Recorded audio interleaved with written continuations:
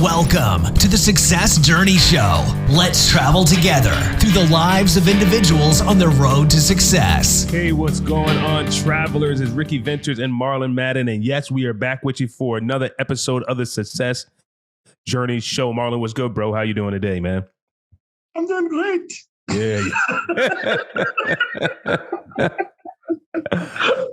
Doing great. Doing well, man.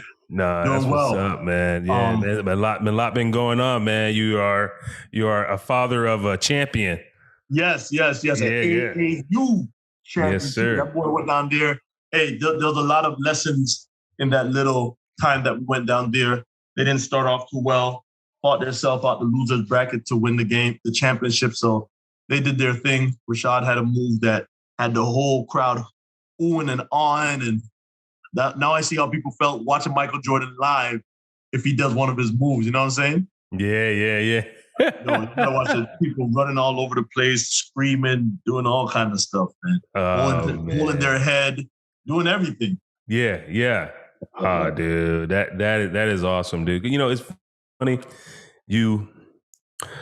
I know a lot of people over the years that have gone to the AAU tournaments and you know, nationals and everything. But this is the first time I ever heard someone won, you know, that I've known. What? Yeah. I mean, at least won the championship, you know. Yeah. Other people gone down. They didn't do well, but, you know, it's the first time I am, you know, in relation to a winner, you know, a champion, of the game. So, yeah, you know, I feel like I was there too, man. You know, I had a few people that I knew that were down there that week. And so yeah, shout out to all those young players, athletes that were doing their thing.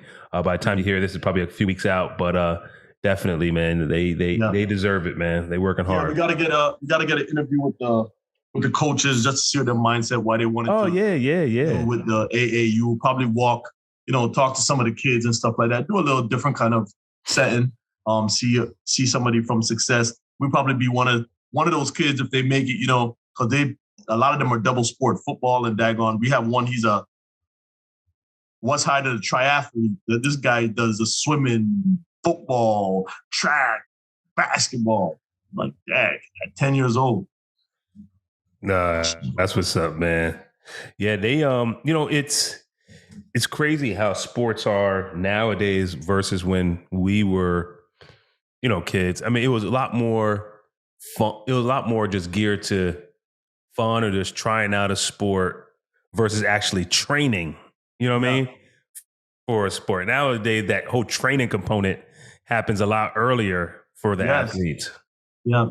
I had Rashad out there today, and you got to remember he's 10. You know what I'm saying? You're like, hey, jab step, fake, cross, step into your shot. And they're doing like grown men, you know what I'm saying?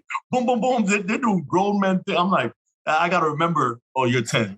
Yeah. Oh, man. No, I love it, though. Congratulations to him.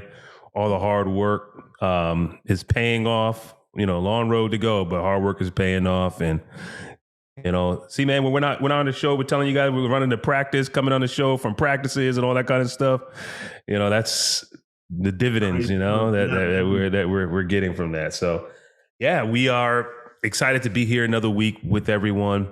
Man, we really, really are just appreciate you guys for showing up and being our guest and just you know, just being with us. You know, we are, you know, on this journey with you as you're going through your journey in life. And we don't know, some people are going after career, some people going to family, some people marriages, some people with entrepreneurship, you know, starting their own businesses. There's all different types of walks of lives that we touch through this show. And we just want to thank everyone for just walking with us as we're traveling. We're continually moving and doing a lot of things on our end as well.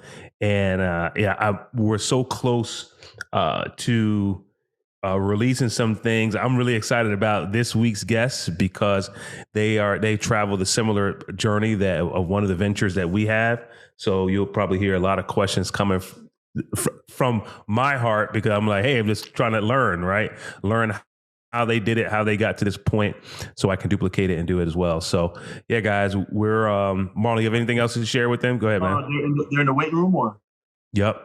They're in the weight room. So I'm not going to run my mouth, man, because next episode I'll say what I have to say. Yes, sir. Yes, sir. All right, man. We're going to bring these guys in and we'll talk to you guys in a sec. You've been listening to the Success Journey Show. You can check us out on our social media on YouTube, Instagram, and Facebook. Also on our website, thesuccessjourneyshow.com. Enjoy the rest of the show.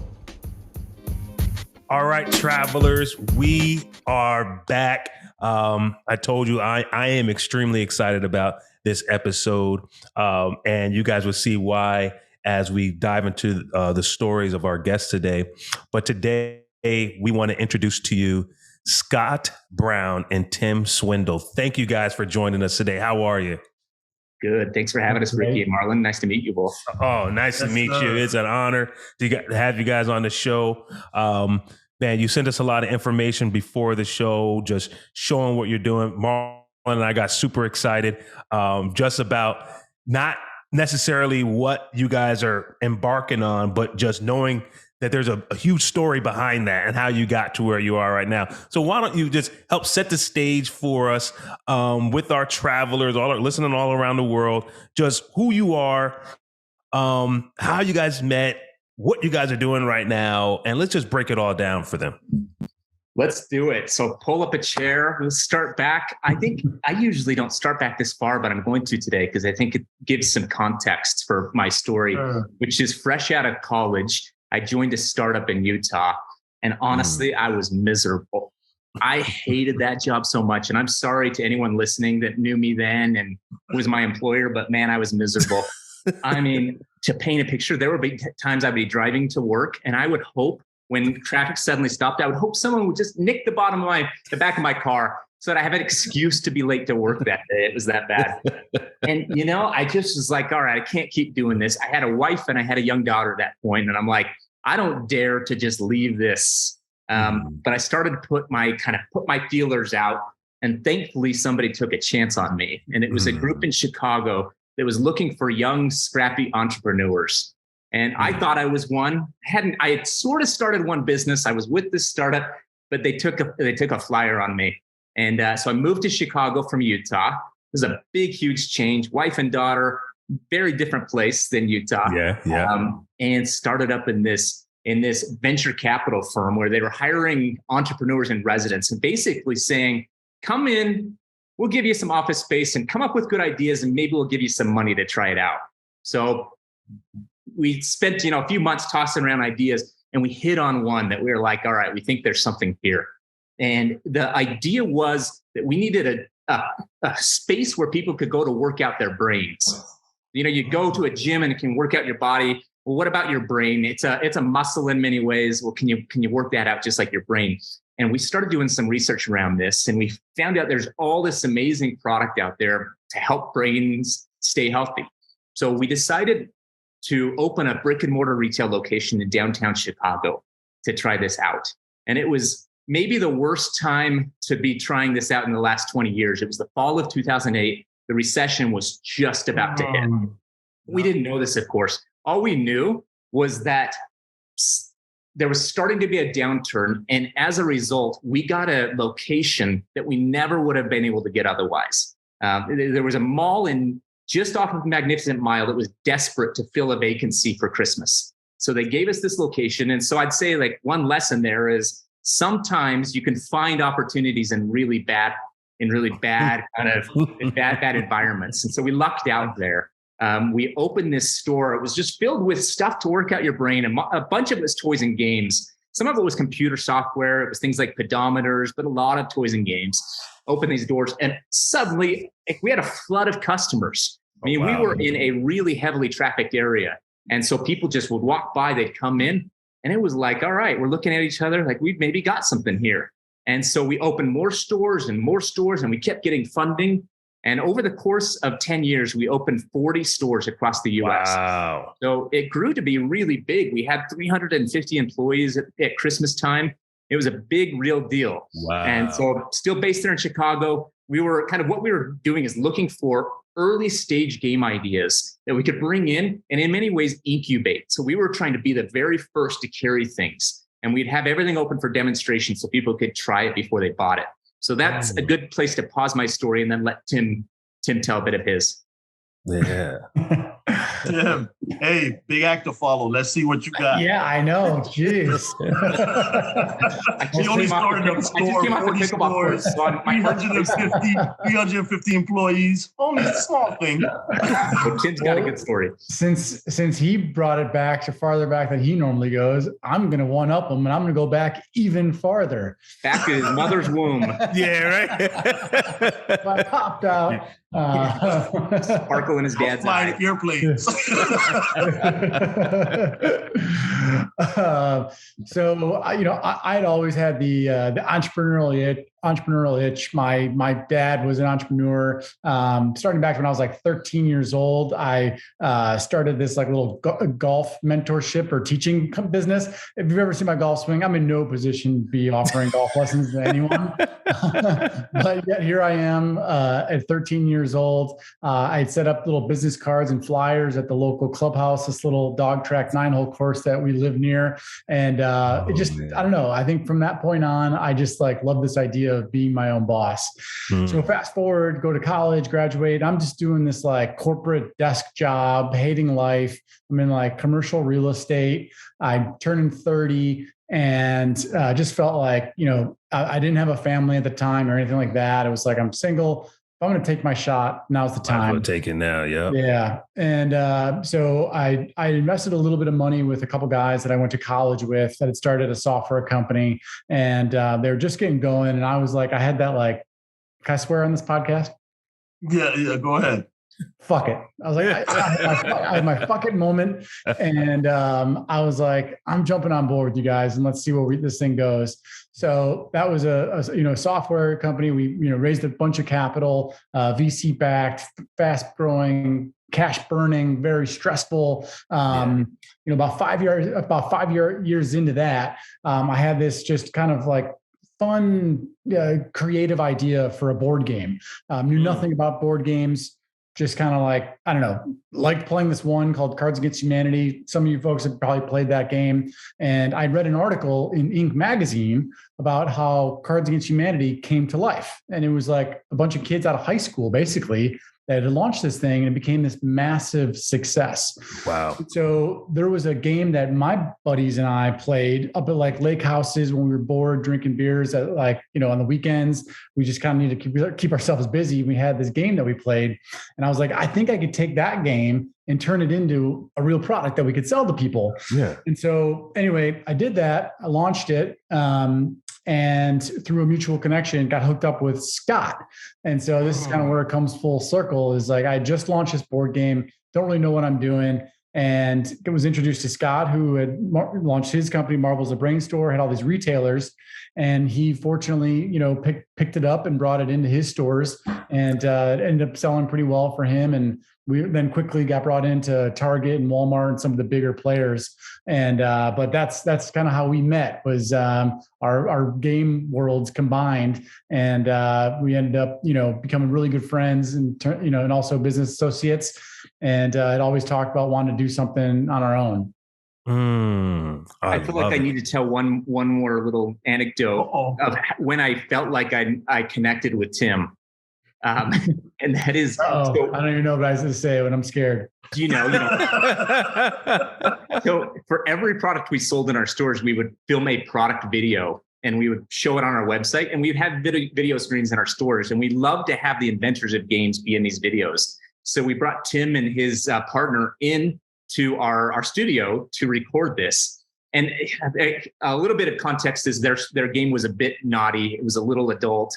And so we thought it would be funny to like business on top, a little naughty on the bottom. So they did their whole pitch sitting down with a table blocking them. And at the end, I think we pretended like the cameras were off or something, but they stood up to walk away and they didn't have any pants on. They were just in their undies. And I was like, all right, like this guy, like, I think we're going to click. It's a weird way to feel like I clicked with someone, but nevertheless. It's like, oh man. I clicked with you. Yeah. And Tim looked like the clean cut. Right. Business guy, so you don't see it coming. He's not wearing any pants right now. Yeah, right. That's it. Don't tempt me. Oh man. I love it, man. I love what I'm hearing so far, man. Just that desire to be in that entrepreneurial space, right? And that desire to, I wouldn't even say entrepreneurial space, because when you guys was thinking about the time frame, it wasn't really necessarily called entrepreneur, right? It was more so, hey, like you said, be my own boss, create something, build something. And just the whole idea of, I don't know, talk to us about, I'm trying to frame this the right way, because there's a lot of people in the space that want to just take off and build something. Take off and, I want to sit in a room for a week and try to come up with something like Scott did and, turn it into all these different stores. And, I want to do something like Tim and, come up with a board game. I play games. I could do it, and it's an art to it, right? Talk about the art of that process and that person I wouldn't say that person you have to be, because just that person you got to embody in order to kind of go and like stay on that path and go be diligent and have that dream and that drive as you're going through that journey. Yeah, I honestly don't feel like I'm a natural entrepreneur. I feel like I really need to give a lot of credit to the co-founder of the business that I was in. Her name was Lindsay, and she just knew how to get things moving. And so one of the things that I really learned from her was I'm an idea guy, and I can come up with 1,001 ideas, but I never quite can get moving with them. So it's just like, it's really comfortable for me to spend the next day coming up with more ideas and just then think about it. And I never quite can pick something and move forward with it. And Lindsay was just like, no, let's pick one. It may not be perfect, but we got to get moving. And I think that's just a great lesson for me that I've learned is one, pick something and get moving, and then kind of alter it along the way. You can make changes as you go. And then I guess the other big lesson was just find good partners. So be very aware of your shortcomings and find people that match up with you nicely. And I would say that that's one big reason why I'm partners with Tim here, is that we're both idea guys. It's not that Tim is not an idea guy, but Tim is very much keep things moving along. Tim's the guy that makes sure we have 3 times weekly calls, where I would be like, let's check in every month or so. That'd be fine. Like Tim's like, no, calls keep us accountable. On task. We have to check in. We have to tell what we've done. And it just keeps things moving along. So I'd say it's a big deal to find people that are good matches with you and can help you with where you fall short. Oh, I love it. What about yourself, Tim? You have anything to add to that? If the question was related to like, how do you kind of get the idea? One thing, once you do get into this entrepreneurial space, I guess it becomes a little not easier, but you start to realize there's like a radar that you have. And if there's one advice I could give, it's like, look for things that tick you off or that you're like, why is that done like that? Why is there not a better, there should be a better way. If you start like asking yourself that, if you're using a product or something like that, or you're dealing with your kid and they're like, I don't know, you're like, there should be something better about this situation. Yeah. You start to kind of recognize those moments where like, all right, that there's a pain there. And if you can solve for somebody's pain, you can make money off that. Correct. And so that's just like, start to tune in a little bit, and when like you're feeling those like painful moments and think like, man, if somebody fixed this and created something around that, some sort of opportunity, like there could be, a way to make some money maybe. Yeah. And that's a 100% true statement. But then we go back to what Scott said. There's a lot of people that have that pain point. You're right there. You have some pain. Yeah. But I'm having a pain point right now. You're pointing pain. My camera. My camera wanted to update on me all of a sudden. Sometimes on Zoom, I like to pretend like I freeze and just see how long it takes people to ask. I almost cussed. but yeah, a lot of times you have the pain point. They have the idea, but tomorrow morning they don't act on it. Yeah. So it's a great idea. Like Ricky and I had this idea for a fully automatic way to sell cheers or for events, but we hadn't moved on it because we have to have somebody to kind of put that together and move it for us. So a lot of times people have the idea, but that partnership or knowing yourself. I'm in the military, and what we say is know yourself and seek self-improvement. So knowing yourself, that's one of the leadership traits. That knowing yourself and seeking self-improvement. Self-improvement might be, hey, I need to partner with a Tim because Tim will help me with the idea, but he will make sure it's on task. And that's the exact same thing for Ricky and I. Now, I want to ask this. So you, Scott, I don't know, you didn't go back as far as Tim. You know, Tim went back and said that his father was entrepreneurial and he had some kind of entrepreneurial spirit there. With you, did you have somebody in your life that was entrepreneurial? And why did you just say, you know, I know you hated your job, you wanted to crash your car and go collect life insurance. How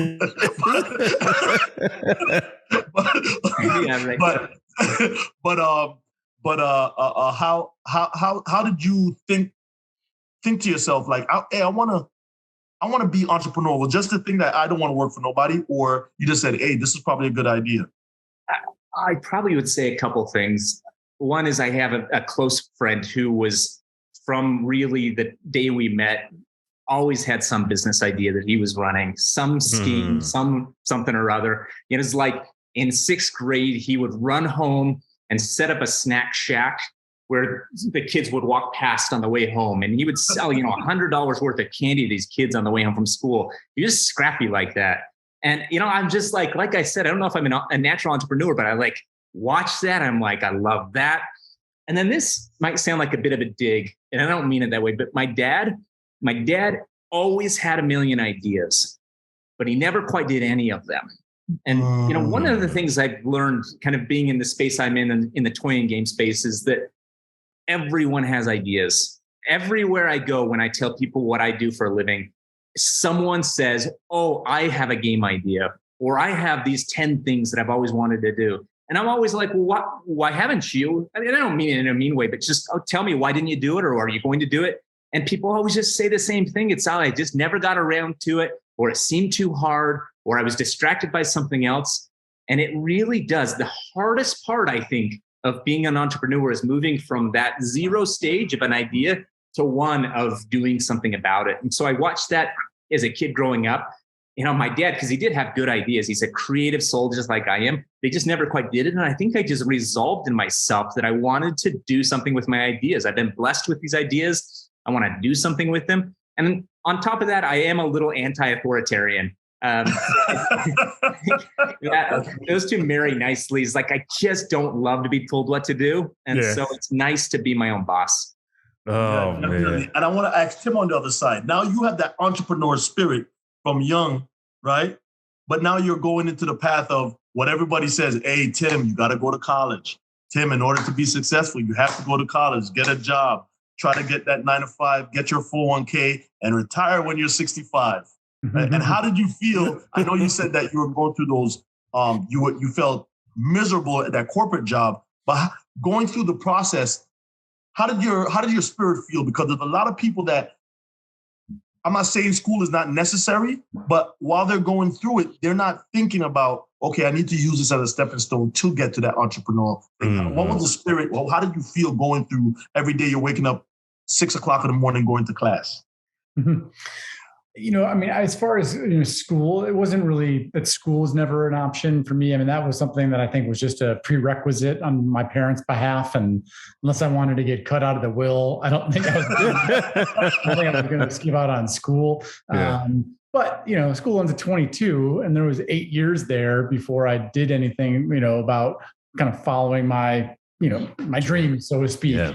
And, so as far as like add anything more to that, it was just, one thing I'll say is that in terms of like the board game, we had the one software company that it was up and running. I didn't leave that to go start the other business. Like it was a side hustle. It was a nights and weekends project. Yeah. So you don't need to leave, because you have responsibilities, you have bills to pay, right? So you want to have a family, so I think you can maintain working if you want it bad enough, keep your job, keep what you're doing, but then instead of, jerking around on Instagram all night or doing whatever, work on your little side hustle. So I did that for, a year before it actually, was launched and ended up getting picked up. And, so it just, that would be my recommendation is like, you don't need to quit full stop everything you're doing.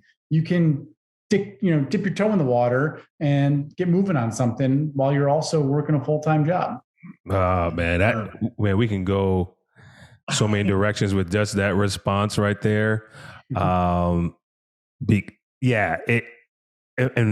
for all our listeners, the traveler, that statement right there, in the notes, I'm going to put all the conversations we've had about that type of transition, right? Because that's one of the biggest myths. I'll see you guys. Yeah, right. My God. Yeah, because that transition right there, people like, oh, I got to stop my job, or I can't do it because of this, or I can't, I don't have time, and you need to do is hustle. Exactly. And people don't realize that. People ask us, we do this podcast, we're on the East Coast. So right now it's 8:30, 9 o'clock, on our time. And it's like, people are like, wait a minute. We both work full-time jobs, high demand jobs at that. Yeah. We both have a lot of things going on collectively outside of that and we're up at 9, 10 o'clock doing podcasts. People are like, what are you doing, man? When do you rest? I'm like, I actually feel like I'm resting right now. Right? This is good. This is fun, But just having that what we call that grind and that desire to really fulfill your dream, and having that drive connected to it. So I want to kind of move towards present day and what you guys are working on now. Like, how was that birth? Where are you in the process? And kind of where are you kind of looking to go towards over the next, few months? Yeah. So I'll bring you up to present day from kind of when we met up. Tim had a nice successful exit with his game. So he sold that ultimately, got into the Target stores, and then ultimately sold his game off to a big private equity backed toy and game manufacturer named Play Monster. Man, that was nice. Nice for Tim. Huge. I heard the love in your voice. I heard the love. A little bit, No, all good. I'm very, very happy for Tim. And so that was exciting. And then I was able to have a sort of exit. My ride was very bumpy, up and down, and we don't need to spend all the time talking about that. But ultimately, did have an exit with that business. It was purchased by a big Canadian toy and game manufacturer. And so I actually ended up going and working there for 3 years, which was really good for me to kind of go from this small, scrappy specialty retailer to a big, huge, even a fourth biggest in the world toy and game. And to see both ends of the spectrum and see how it works. I was a specialty toy and game store, so I get that world very well. But then to get the perspective of what it's like to only think about really two players in the entire world, or in the entire US, Target and Walmart, everything we make there was just for those two players. And so you get a whole different perspective of what they're looking for and what the mass market consumer is looking for. So very good, just kind of training ground. But ultimately, I got the itch to kind of get back out there and do it again. And so after 3 years there, I just started feeling the itch again. I'm like, you know what? Let's do this again. Tim, let's do it. And we just sold. You got money. Let's go. Tim had kind of like every once in a while we'd meet up for dinner or like see each other at a show, and he'd say, at some point we should do something. I was like, yes, but man, this is really good for me. Like, let me just stay here for a little bit. And so that's what we did. We just kind of waited it out. Let me get the experience. Honestly, it gave me a chance to catch my breath from being that kind of entrepreneur. 40 stores and all those employees, it wiped me right out. Yeah, I can imagine. It got to a point, as I said, I'm a creative soul.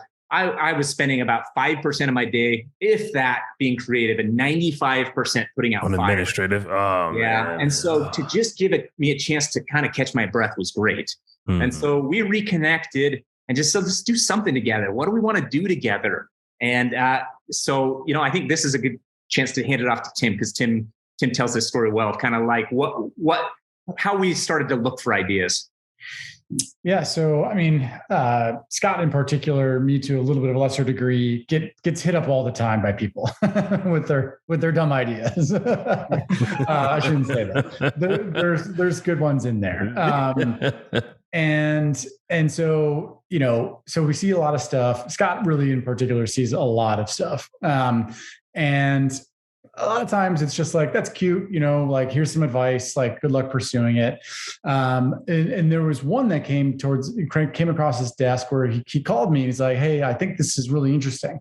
And, you know, when Scott says that, just knowing how many ideas he sees, yeah, it was like, okay, like, you've got my attention. And it's basically the backstory here real quickly is there's this gentleman named Joe. Joe lives in Utah, has 7 kids, 6 boys, and he loves playing games with his kids, like everybody.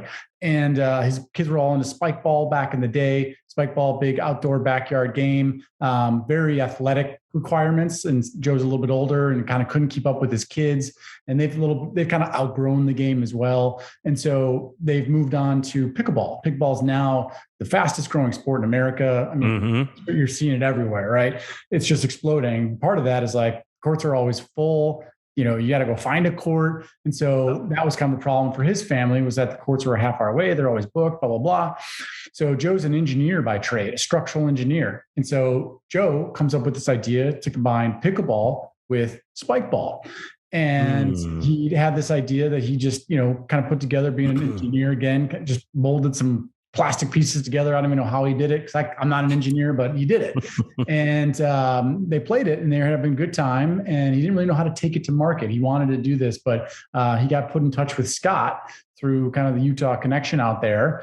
And that's what Scott saw. And that's where, you know, he called me and was like, hey, I think there's something here. Scott played it. I flew out to Utah, and, you know, I was like, yeah, we played it together, brought it to pickleball parks. Other people played it, and it was just like, this is fun as hell. Like, we gotta do something here.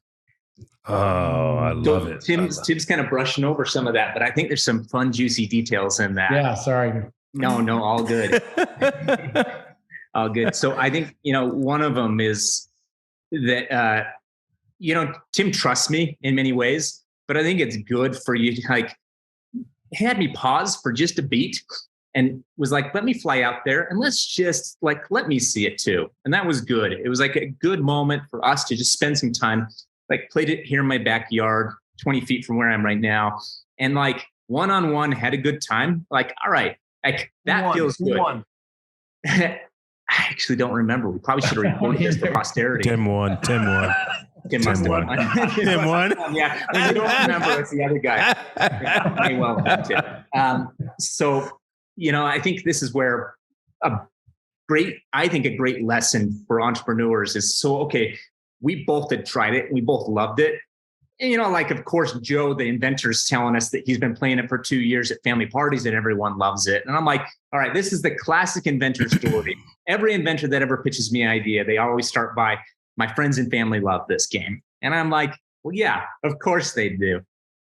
So my challenge to us actually was, let's get outside of our little sphere and take this out and see if people really like this. But the twist is that we can't present it as if we were the inventors or we have anything sort of writing on whether or not you like it. So we took it to the local pickleball courts and put it out.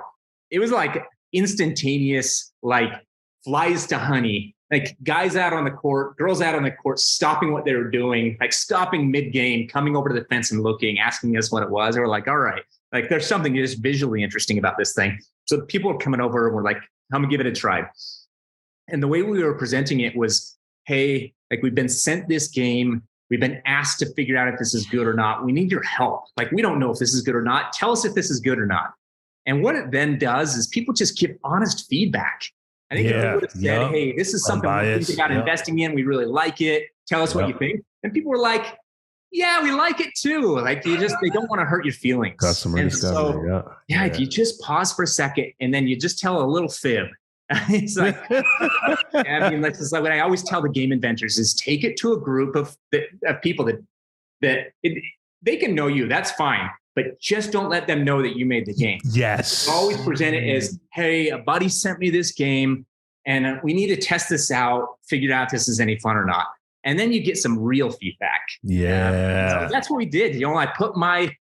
This is what I'm always telling inventors. I put it to work and we got great feedback, kind of independent of us being emotionally attached to it. And that was really validating. We were able to say, okay, this feels real. It's still a pretty small sample size, but it feels real enough that this is worth pursuing even further. And then it took it to kind of like all right, what are we going to do with this thing and how are we going to bring this to market? And it's like, go back to what we talked about. Everyone has an idea. Well, Joe had this idea. Joe had been sitting on this idea for 2 years. And honestly, more than likely, it probably would have just sat there in his garage for years and years.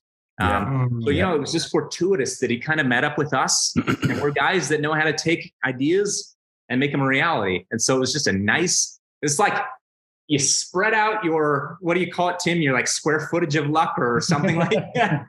You got to increase your surface area of luck. There we go. Yeah. I think both of us were doing that. Like just put your feelers out, let people know what you do, and you'll be amazed at how many people come to you with stuff. And then you just start kind of looking at all the stuff and you find things that are worth pursuing. So that's kind of what got us to the point where we decided we were going to pursue it.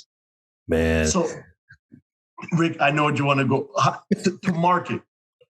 Because a lot of people have the idea, but where they have that pain point that you talk about, Tim, is bringing it to market. Because there's so many different ways, or there's really, you guys should tell us the best way. What's the steps that you use to bring it to market? Yeah. So, I mean, I'll speak specifically to the toy and game space because there's a couple different ways you can go about it. And I think some of this will apply to other industries. So I think it'll still be valuable. But, let's say you do have ideas, but you don't necessarily want to go through like the cost and you don't have the chops or whatever it is to do it yourself to bring it to market. You could try licensing your idea. So it's a big thing within the toy and game space, and I know it exists in other worlds as well, where you'd find people that do whatever product you do, and you get a meeting with them and you pitch it to them, and then you get a royalty. And that's great because then you just sit back and collect checks. That's what Joe has with us. So that's our deal with Joe, is that he invented the game, and based on sales of the game, he's going to collect a royalty check. So that's a great way to live, and it's very low risk. The other is like you become the publisher, the manufacturer, et cetera. So that's what Scott and I like to do. So there's a lot more risk because we're manufacturing a product, we're bringing in inventory. We've got overhead costs, advertising costs, all those things of, really building the business. That's one where I would say,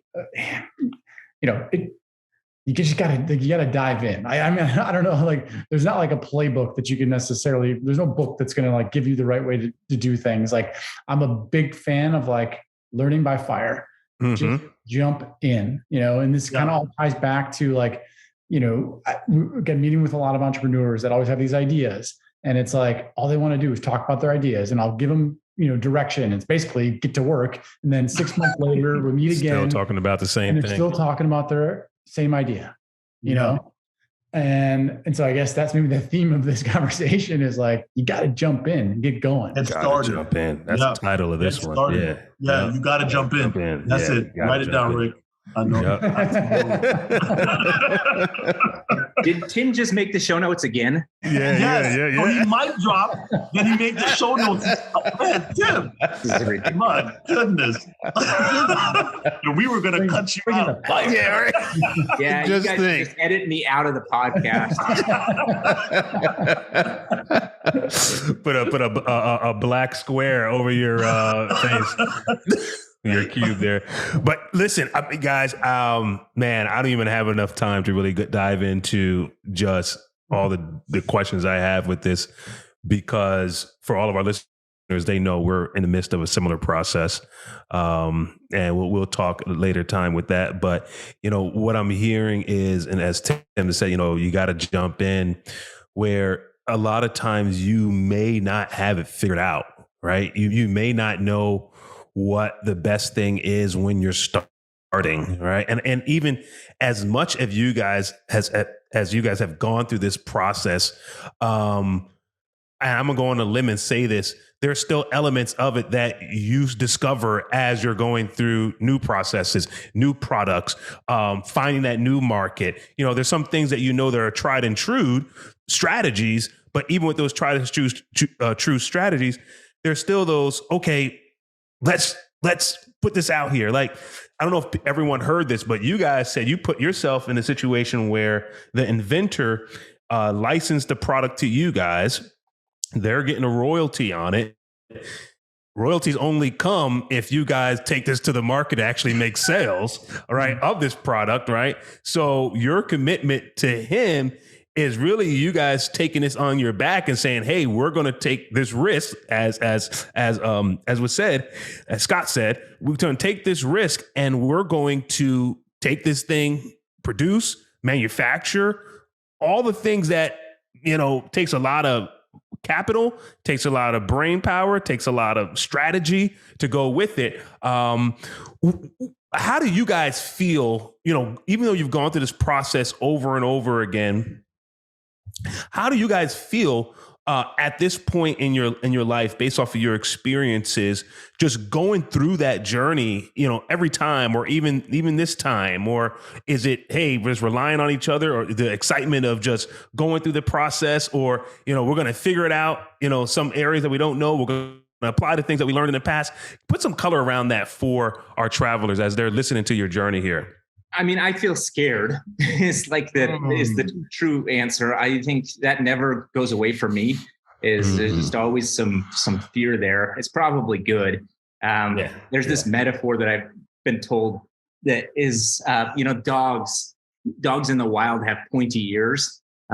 It's because they're always trying to be aware of the world around them. And when dogs get domesticated, their ears get floppy. And they stop being aware of the world around them. And I think sometimes if you take risk off the table, your ears get a little floppy.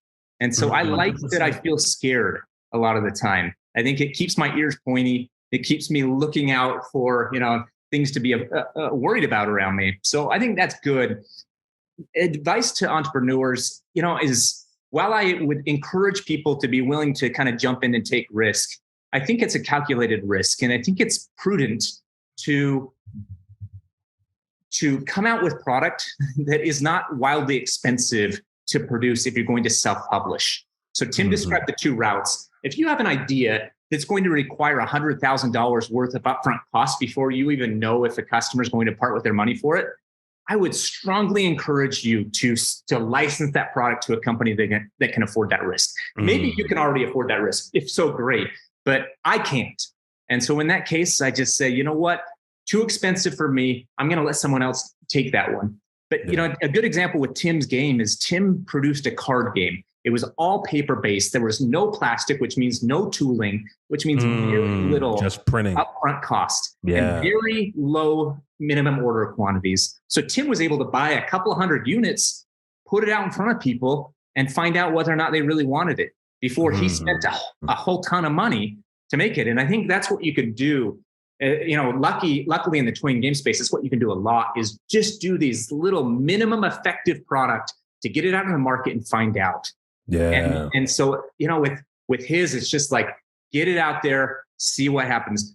Tim and I are in a different spot now. We've now made lots of products. I've made 150 products. I just have enough experience now that I feel confident in putting a little bit more risk on the line. And so the product we're making right now, PaddleSmash, it's an expensive product to make. It requires a lot of upfront money. We're spending all of that before you have any idea if a consumer will part with money.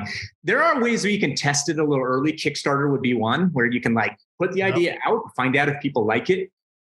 Yeah, I don't always trust Kickstarter.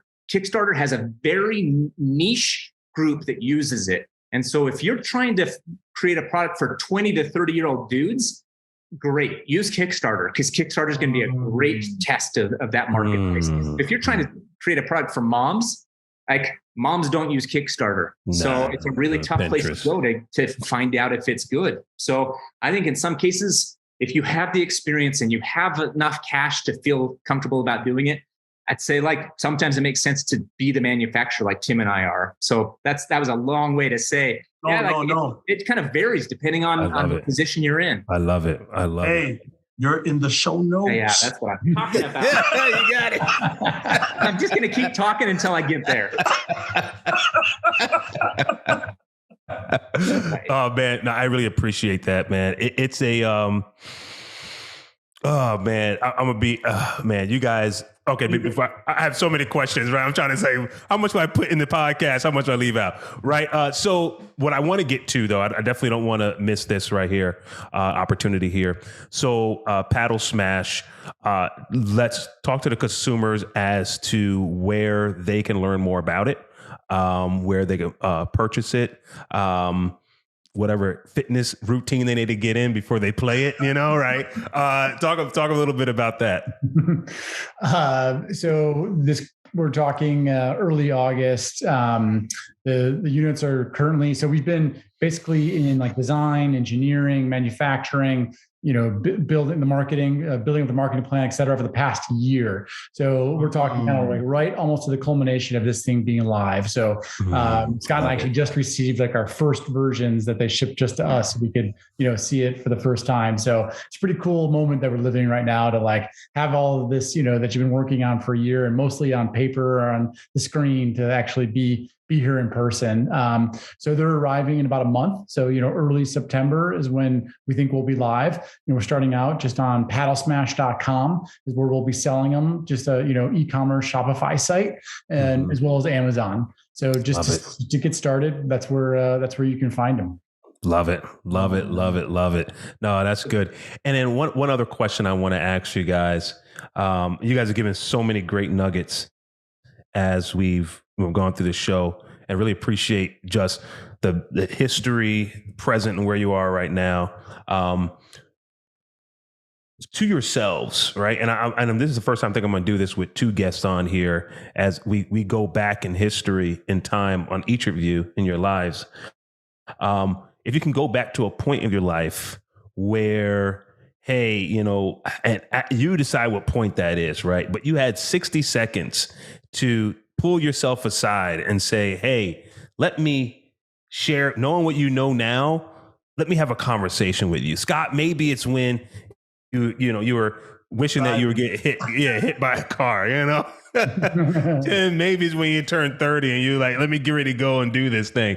Like, yes, 60 seconds. What would you say to yourself in that moment? Buy Bitcoin would be one. Hey, that's the best answer. Show notes again. Yeah. I mean, it'd be hard not to give myself some advice like that. But no, I mean, honestly, when I reflect back, I'm really proud of the journey I've been on. So I wouldn't say like do a lot of things differently. I would just say don't be afraid, because it's going to be okay. I think like just pursue things that are really interesting and exciting to you. That may sound cliche, but man, I just was not excited about the thing I was doing fresh out of college.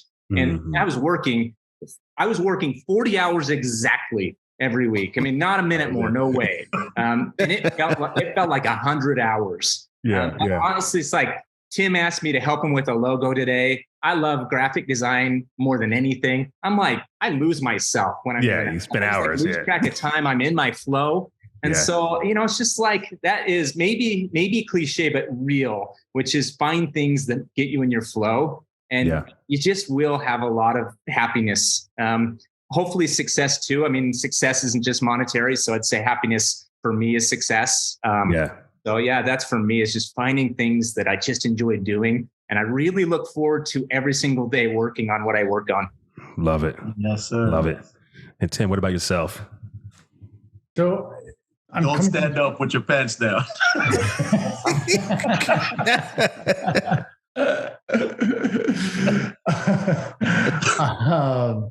I would say I'm pretty insecure about my own intelligence. So there's a lot of self-doubt about my ability to do things because I just don't think I'm that smart. And so I would say, trust yourself. Like, you're not as stupid as you think you are. And so looking back at, I made the leap when I was, call it 30. I had been thinking about that leap for 5 or 6 years. And it's like, I wish I would have gotten started earlier. I learned a lot in those 5 or 6 years, and I learned a lot about what I didn't want to do, which I think helped motivate me. So at the same time, like, I don't regret anything, but I think just like, I have what it takes. And so I wish, just trust yourself and get started. That'd be my Isn't it crazy when you think that you don't know the information and then you get into a room and then the question starts coming and then, you're just in the room, you weren't there for the questions, and then you start answering and then everybody goes, and then you become the focal point and then you leave thinking like, man, I do know. Right. I do know something, but just because I think sometimes because you're modest or the humility that you have, you're always saying to yourself, well, I'm not the smartest guy. And rightly so, I don't want to be the smartest guy in the room. Right. But you want to be able to be on par with people in that room. So I like that answer too. I definitely like that answer. I love it. Well, listen, guys, man, we're at time and we really enjoyed just having a conversation with you today. Thank you for sharing with our listeners. You heard it from, we heard it from each of our guests here, from Scott and Tim. One, hey, even though I've had this experience, there's still a factor of where I'm nervous, right?